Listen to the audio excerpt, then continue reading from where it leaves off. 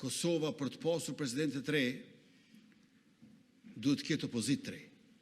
Shpresoj e besoj, realisht nuk kishin kërkesa për vete, kishin inat për neve, kishin mlef ndaj neve, por këto nuk janë probleme që unë mund të shëroj.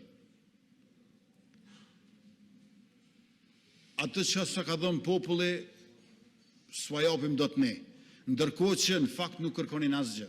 Kërkonin që neve popullit mos na jap atë që tashmë kishte ndodhur. Mbështetja masive, fitoria rekord për neve. Dhe sot që jemi këtu,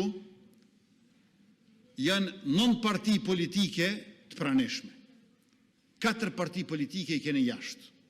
PDK, LDK, AK edhe Lista Sërbe. A na jemi 9 parti politike këtu.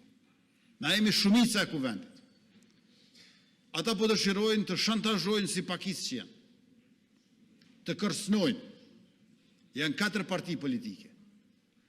Të cilat, siç e tha dhe Ministri i Financave, të gjithë vinë këtu kur duhet pengohet qytetari.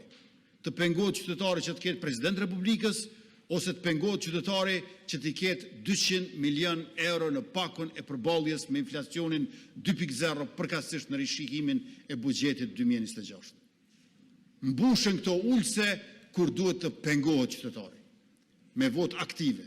Dhe kur duhet të pengohet qytetari që të ketë president, zbrazën këto ulse. Çka po kërkon opozita realisht, të dashur deputet? Opozita po thotë kështu: ose populli le të na hiq krejt prej kuvendit, ose duhet me na dasht me zor. Veç të dy mundësi janë. Se ata janë thellësisht pakënaqur me numrin e deputetëve që kanë. Praktikisht LDK-ja po thot i kam 15 deputet po s'm vijnë kurrë.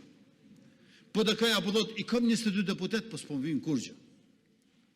Se tash ju pedeni, 22 plus 15 bojnë 37 e na 57. E na 66. Këtë s'po mund ta kapërdin mendërisht. Dhe çfarë po i thonë qytetarëve? Po shkojmë prapë në zgjedhje, sepse ose na nxjerrni pi kuvendit, pra prej politikës komplet, ose duhet me na dasht me zor. Kjo është zgjedhja që do të ketë para vetës populli i Kosovës së shpejti. Por ky bllokim që shohim ne sonte, që e tha dhe kryetarja, nuk është i ri. Është bllokimi i vitit kaluar. Këto janë subjekte të së kaluarës. Janë subjekte të zanatit vjetër. Subjekte të mplakura, lodhura e dërmuara. Të cilët po përpiqen që karakterin e tyre ta bartin edhe në popull, duke i pamundsuar funksionimin demokratik të institucioneve. Kosova për të pasur presidentit të re duhet të ketë opozitë të re.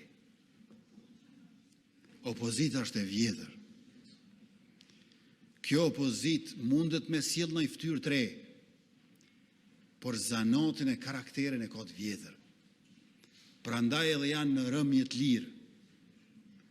Janë duke rënë vazhdimisht në për ciklet elektorale. Sa ma shumë që mohën zgjedhje, aq ma poshtë po shkojnë. Dhe asnjë mësim nuk po e nxjerrin. Për besë do të ishin qesharak, sikur të mos ishin të gjorë. Kjo të ishte një komedi e bukur, sikur mos të ishte gjithë ky mjerim politik. Po edhe mjerimi politik në fund nuk është ndonjë e zezë e pakapërsyeshme.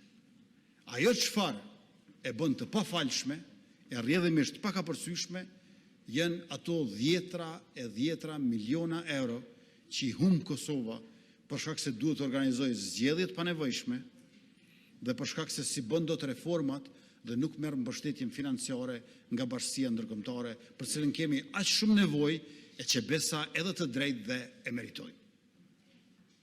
Ky është problemi që e kemi me destruktivitetin e opozitës. Sepse çështjet e imazhit e të shijes edhe te i kalohen. Edhe të qeshurat e mjerimet ka përcehen. Mirë po, koha e humbur dhe parat e shkuara dëm janë të pakthyeshme. Prandaj qytetarët e Republikës do ta kenë shumë parasysh këtë situatë në të cilën ka deputet totalisht papërgjegjshëm për popullin e Kosovës dhe Republikën tonë. Shpresoj e besoj që votuesit e tyre këtë mungesë të tyre do ta shndërrojnë në një mungesë të përhershme, ashtu që ata të mos kenë më nevojë të bojkotojnë, sepse nuk do të munden as të vinë këtu e ta keq përdorin ulsen duke e lënë atë të zbrazët në vend se të jetë zëri i qytetarëve që kanë sakrifikuar shumë, që punojnë ndershëm dhe kontribojnë aq shumë për Republikën e Kosovës si buxhet, si zhvillim ekonomik e si përparim i gjithëmbarshëm shoqëror. Edhe një herë, faleminderit të gjithëve.